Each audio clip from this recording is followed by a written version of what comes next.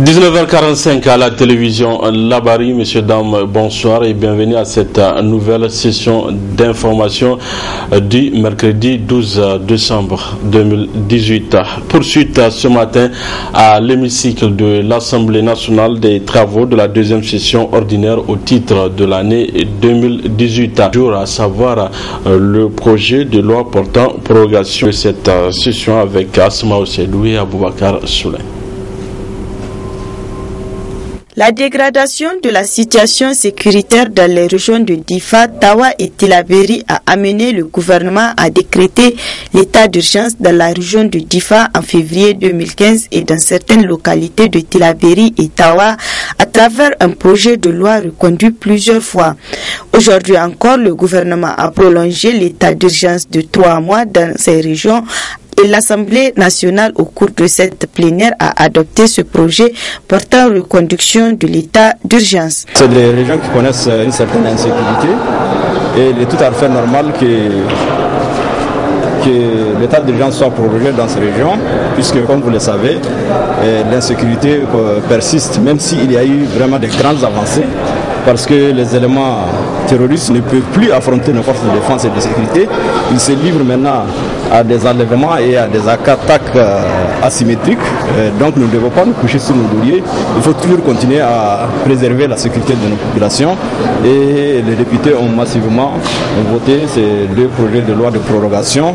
Et je note que chaque fois qu'il s'agit de questions de sécurité, les honorables députés ont toujours fait l'unanimité. Cela preuve vraiment leur sens élevé de responsabilité. Cette plénière a été l'occasion pour la représentation nationale de rendre publique une déclaration relative à l'interpellation du gouvernement sur la situation sécuritaire et humanitaire. Préoccupé par la persistance des attaques et des enlèvements tout azimuts des femmes et enfants en dépit des efforts consentis par l'État, l'Assemblée nationale estime-t-elle qu'une nouvelle dynamique doit être impulsée afin que la sécurité règne partout au Niger et particulièrement dans la région de Difa dont il est question ici. Au regard de tout ce qui précède, l'Assemblée nationale recommande au gouvernement de élaborer et mettre en œuvre une vraie stratégie de communication ayant pour objet d'amener les populations à améliorer leur collaboration avec les FDS pour mieux assurer leur défense et leur sécurité. Prendre les dispositions adéquates pour mettre un terme aux attaques terroristes et aux enlèvements des paisibles citoyens. Prendre des dispositions diligentes et idoines pour ramener toutes les personnes enlevées à Ngelewa et à Toumour. Prendre des mesures appropriées en vue de mettre fin non seulement aux violations des droits humains dans les zones en proie à l'insécurité, mais aussi alléger les souffrances des populations sur le plan économique. Prendre en toute urgence des dispositions utiles pour aider les populations victimes d'inondations partout dans la région. Créer un cadre de concertation inclusif regroupant les élus nationaux et locaux, les administrateurs, la chefferie traditionnelle, les leaders d'opinion et religieux, les organisations de la société civile et les FDS. Reprendre les travaux de construction de la route Difa frontière Tchad, route du pétrole, en vue notamment d'accroître l'emploi des jeunes de la région. Redynamiser les comités de paix à tous les niveaux. Procéder à l'évaluation de l'état d'urgence sur le plan économique et social en vue d'atténuer les effets induits par son application. Trouver des solutions durables pour prévenir des inondations causées de façon récurrente par le débordement des eaux de la Komadougou. Superviser et coordonner les activités des humanitaires dans la région de Difa. Ainsi, les travaux en plénière reprendront le vendredi 14 décembre prochain. Le président directeur général du groupe l'ICAS a animé ce matin une conférence de presse. Cette conférence vise à faire la présentation de l'ICAS, université implantée en Niamey il y a de cela 2 mois. Le compte rendu avec Nafissa Touzakou et Sadou Demi.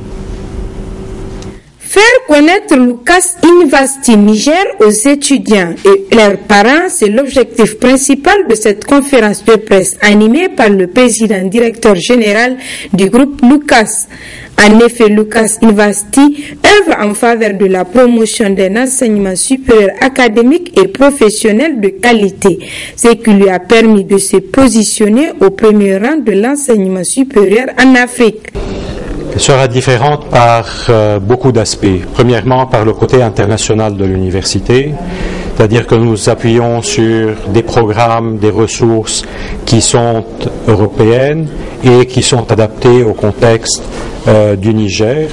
Nous utilisons des ressources africaines que nous avons à travers notre réseau Lucas au Ghana et au Togo.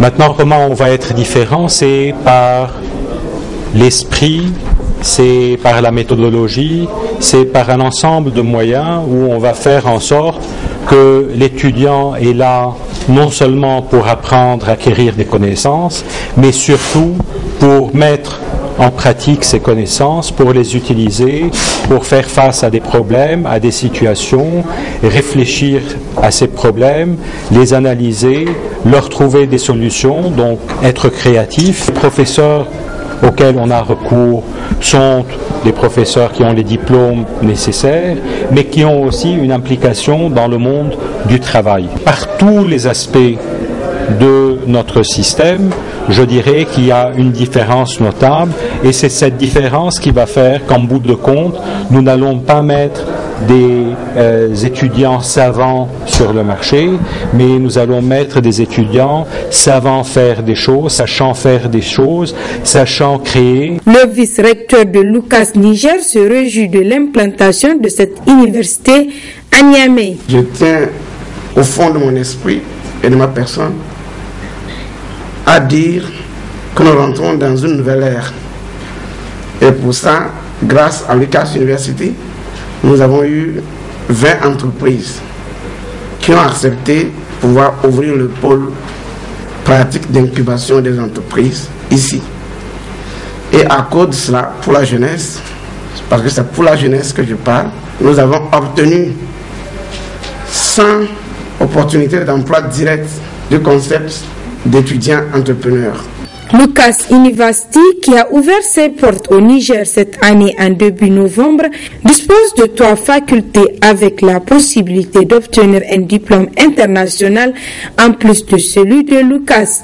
Lucas dispense une formation en anglais et en français, ce qui permettra d'accéder au marché du travail dans la sous-région. Le syndicat unique de la santé et de l'action sociale, SISAS, a entamé ce jour 12 décembre une grève de 48 heures avec service minimum en guise d'avertissement. Le SISAS exige la finalisation des travaux du protocole d'accord et sa signature. Ariata Salah et Chebou Guissou.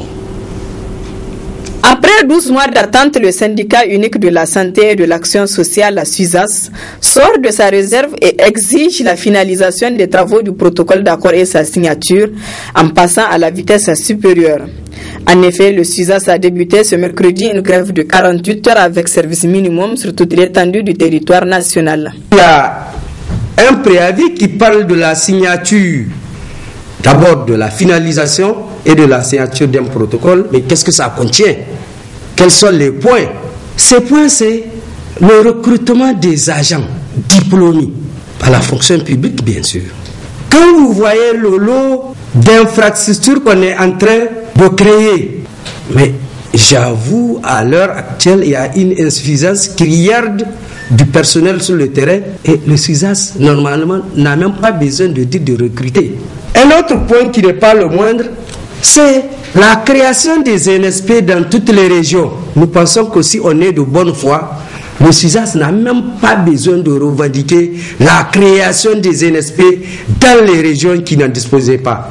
Nous avions demandé de revaloriser des primes d'astreinte pour les camarades, le respect des normes en matière de la radioprotection. Le syndicat unique de la santé et de l'action sociale, la SUSAS, entend continuer le combat jusqu'à satisfaction. Nous avons une panoplie de problèmes.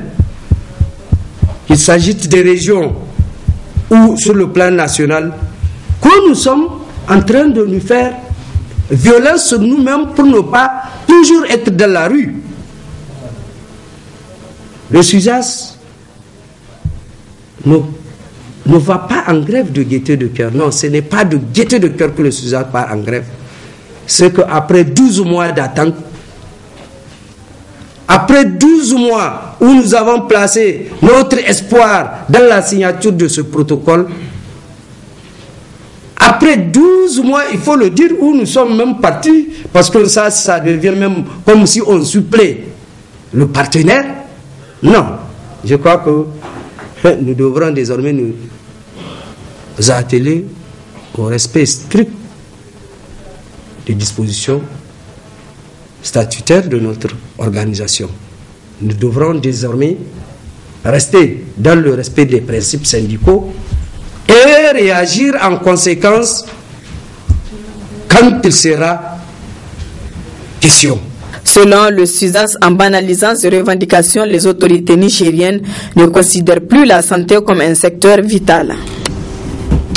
Suite aux nominations des receveurs au ministère des Finances, le syndicat national des agents des impôts SNAI a assigné le ministère devant les tribunaux pour contester ces nominations. Ainsi, le Conseil d'État a tranché ce mercredi en annullant le décret à la grande satisfaction du syndicat. Moussa Oumarou, il est le secrétaire général du SNAI. Il s'agit de quoi? Il s'agit d'un arrêté que le ministre des Finances a signé, nommant les receveurs des impôts auprès de la même direction. C'est-à-dire c'est les mêmes agents des impôts qu'on a nommés, en tout cas auprès des mêmes directions. Vous voyez comme c'est bizarre. Et c'est sur proposition du directeur général du Trésor public au lieu du directeur général des impôts. Et c'est ce que nous avons fusillé. Nous avons dit nous ne sommes pas d'accord avec cet état de fait. Et l'arrêté en question abroge toute disposition antérieure contre elle. Ça veut dire quoi? Ça veut dire que toutes les nominations faites par la direction générale des impôts tombent. Ça veut dire que ces agents, en tant que receveurs des impôts, ne doivent répondre qu'au directeur général du Trésor, au lieu du directeur général des impôts. Et ça, nous avons dit, c'est un paradoxe, parce que depuis 2000, en tout cas, le transfert de recouvrement a été intégralement transposé au niveau de la direction générale des impôts, et que par conséquent, on ne peut pas accepter que, en tout cas, un arrêté soit-il d'un ministre des Finances, en tout cas, remettre en cause, en tout cas, cette loi. Et c'est une loi, et à ce que je sache, depuis 2000 jusqu'à la date d'aujourd'hui, le recouvrement est toujours du ressort de la Direction générale des impôts. C'est pourquoi nous avons estimé qu'il est nécessaire qu'on fasse respecter la loi. Et nous avons dit que nous allons porter l'affaire devant les tribunaux à référer pour la suspension de l'arrêté. Eh bien, nous avons fait et nous avons gagné. La victoire, nous savons qu'elle était certaine, parce que de toutes les façons, c'est une loi qui a été violée et que le juge allait lire le droit. Et le juge a lu le droit. C'est une fierté pour les agents des impôts, c'est une fierté pour le Niger, parce qu'au-delà, il y a aussi le Niger qu'il faut voir. Parce que les violations à violation de la loi, on ne sait pas là où est-ce qu'on va aller. Et aujourd'hui, les receveurs même reprennent correctement le travail, parce qu'auparavant, vraiment, depuis la signature de l'arrêté là, à la date d'aujourd'hui, ils sont dans une illégalité totale. C'est devenu caduc, mais nous allons aller au fond, parce qu'il faut aller au fond pour débattre de la question en réalité, pour que on atterre définitivement cette question. Aujourd'hui, si vous étiez là-bas, vous allez voir comment l'engouement était énorme au niveau de la Direction générale des impôts, parce que en tout cas les agents des impôts ont déserté les bureaux pour aller suivre le procès. Et c'est une fierté. Et je profite de cette occasion pour remercier les camarades qui ont pu participer vraiment activement à ce procès et à cette délibération. Interdiction des cours privés dans les écoles publiques. C'est ce qui ressort du circulaire du directeur régional de l'éducation. Suivez à ces propos les parents d'élèves dans ce reportage signé Ismaël Moumouni et Ibrahim Abdou. Obliger les élèves à subir des cours supplémentaires en dehors des heures réglementaires, moyennant de l'argent, c'est ce qu'effectuent certains enseignants, et c'est là au mépris de la déontologie du métier. Pour mettre fin à cette escroquerie qui ne dit pas son nom, que la direction régionale de l'enseignement a rédigé une circulaire pour interdire des cours privés dans les écoles publiques, ce qui réjouit en plus d'un titre les parents d'élèves. Vraiment, nous avons compris qu'il y en a qui dépassent aussi les bornes. Il y en a qui ne font pas ça de la bonne manière. Donc, d'une manière générale, autant interrompre en attendant pour qu'une solution soit trouvée. Alors, quelle est votre appréciation par rapport à ça? Bon, n'importe comment, vous savez, toutefois que les choses ne sont pas faites dans les normes, on est obligé de mettre fin ou bien d'arrêter momentanément cette situation-là pour qu'une solution soit trouvée, je vous dis. Parce que nous-mêmes, nous ne sommes pas... il ne faut pas dire que vraiment c'est une bonne chose, mais dans tous les cas, c'est parce que d'autres n'en font pas ça de la bonne manière. Il n'est pas dit de prendre des cours, de donner des cours, et que vous prenez de l'argent aux enfants, et vous ne faites même pas une heure de cours. C'est pas normal. Donc nous sommes de l'avis du docteur régional. L'association des parents d'élèves invite les responsables en charge de l'éducation à anéantir toute pratique qui constitue une entrave à la bonne marche du système éducatif. Tout le temps, quand on veut créer un système, c'est comme la tenue. Il y en a qui vendent le même tissu qui partent payer au marché à 5 000 francs et revendent ça à 7 000. Vous voyez, on ne peut pas faire du commerce sur le dos des parents. Et même l'enseignement privé, il y en a qui arrivent à exercer l'enseignement privé dans les bonnes formes, mais il y en a qui viennent juste pour prendre l'argent et s'en aller. Maintenant, la solution est presque trouvée à partir du moment où les décideurs ont pris la décision d'arrêter ça. Et maintenant, si les enseignants d'eux-mêmes reviennent à la position vraiment souhaitée de tout le monde, nous ne pouvons pas dire que les parents, je ne peux pas accepter que vous soyez l'enseignant qui devait donner des cours privés à mon enfant et que cet enseignant prenne juste l'argent de l'enfant et puisse s'en aller avant 9h le matin. Vous voyez, c'est pas normal. Travail noble, l'enseignement est un métier qui n'est pas permis à n'importe qui de l'exercer. De ce fait, un toilettage systématique doit être effectué au niveau de ce secteur afin de s'en débarrasser de toutes les brebis galeuses qui trahissent l'image de l'enseignant nigérien qui jadis dispensait un enseignement de qualité. Une de nos équipes a rencontré le marcheur de la paix sur sa route qui l'amènera sans doute à Zender pour les festivités de la fête de la République. Il marchera pendant un mois pour la paix. N'est-ce pas, Abdourazak Léo? La paix ne doit pas seulement être un vain mot. La paix, se doit être une attitude, un comportement, une façon de vivre. Amadou Boubacar, dit marcheur de la paix, l'a bien compris. Il marche depuis Dosso Soga pour la paix et pour un changement de comportement. Nous l'avons croisé en route pour Zender Sabois. Je marche pour la paix parce qu'on veut la paix dans le Niger tout entier. Et je marche pour la paix et le message du président de la République, changement de comportement des Nigériens. J'ai fait Tilaberi, Dosso, Niamey Maradi, Niamey Agadez, Niamey Tawa. Cette fois-ci, Niamey Zender. Sûr de moi-même. Et sûr que le 17, la veille du 18 décembre, je serai à Zender. J'ai quitté Niamey le 17. Donc j'ai passé la nuit à Dosso. Le lendemain, j'ai passé la nuit à Karibongo, à la mairie. Après, le lendemain, j'ai passé la nuit à Bolbol. Cette fois-ci, j'ai passé la nuit à Bouremi. Bouremi, Corée, à la mairie. Corée, Douchi, préfecture. Douchi, Dankasari, mairie. Dankasari, Yaya. Yaya, Bazaga, mairie. Bazaga, Koni. Mon message, ce que je veux, c'est le changement de comportement. Les gens ne peuvent se réunir pour être ensemble toujours. C'est mon message. Et je parle aussi sur la paix. Sans la paix, tu ne peux pas marcher de Niamey à Zender à pied. Un homme sexagénaire avec une telle attitude mérite le soutien de tous. Le marcheur de la paix, je le soutiens fortement. Je le soutiens et je comprends le sens de son message. J'espère que tous les citoyens nigériens vont le soutenir. Parce qu'il est en train de marcher pour la paix et cette paix nous avons tant besoin, de cette paix nous avons tant besoin et je l'encourage. Ainsi, le marcheur de la paix a quitté Niamey le 17 novembre 2018 et arrivera à Zender le 17 décembre 2018, veille de la fête de la République, avec pour seul objectif la paix au Niger. Le monde théâtral du Niger a perdu une de ses grandes pionnières en la personne de Halima Hamidou, plus connue sous le nom d'artiste de Debenya. Elle a été inhumée hier au cimetière musulman de Yantala. Un hommage posthume de cette vaillante femme à travers ce reportage signé Adam Soumana et Chebou Gisso.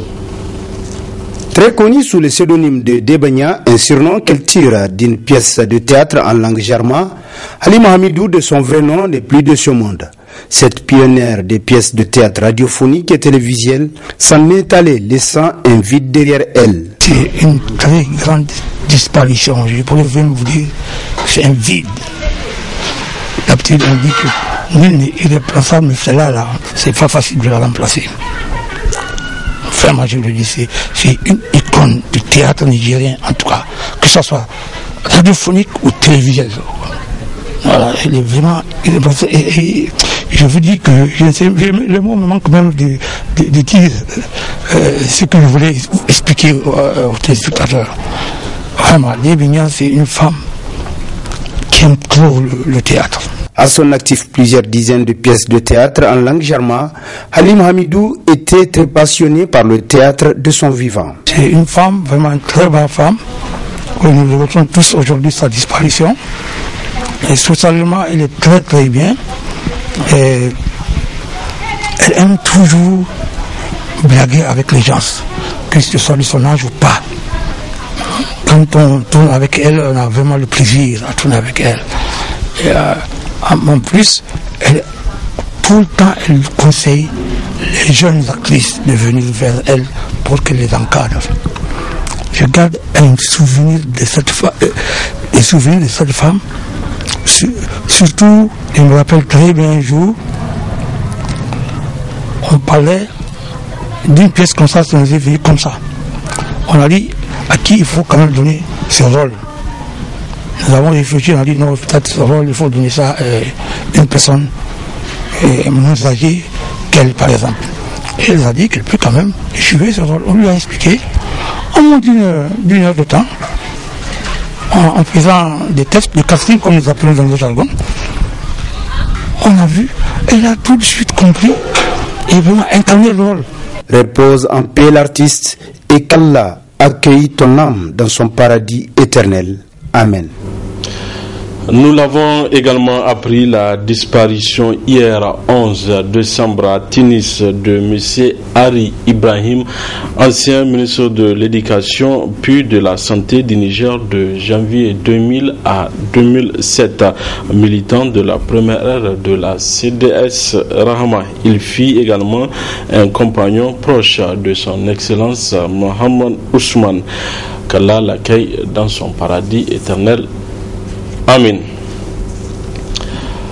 Disport avec le tirage de la Coupe d'Afrique des Nations CAN Junior Niger 2019 qui aura lieu demain jeudi 13 décembre 2018 au centre technique de la FENIFOOT. Le point sur les préparatifs avec le secrétaire général de la Fédération nigérienne de football, Slimane Mohamed.